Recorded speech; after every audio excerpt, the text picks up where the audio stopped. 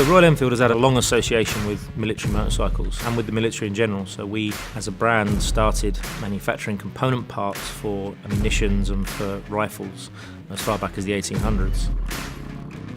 I think, like everybody, we've always seen those photos online with the soldier carrying the flea. I was very excited about the prospects of taking the ideas that we had from the flea and put them onto a classic 500. During World War II, Royal Enfield produced a number of different motorcycles for the War Department. It's such an important part of the brand and our heritage and where we come from. The uniqueness of the flea is the story we wanted to tell.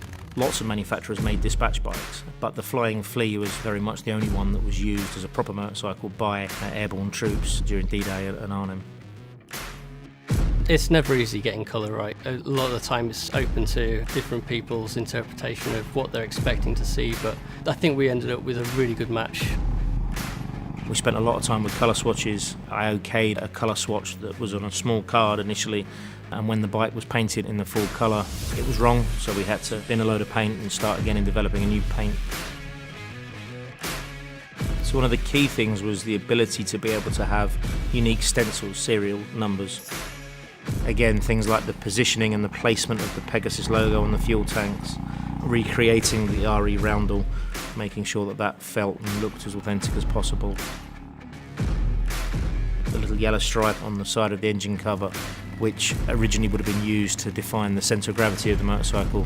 Obviously today that doesn't mean anything, but we liked that attention to detail and making sure that was right.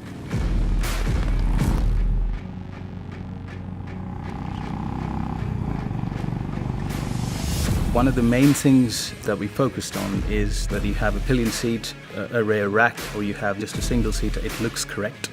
And for that we benchmarked a lot of World War motorcycles and saw where the panniers fitted visually as well as functionally, because you should be able to have a pillion rider and still have the bags on.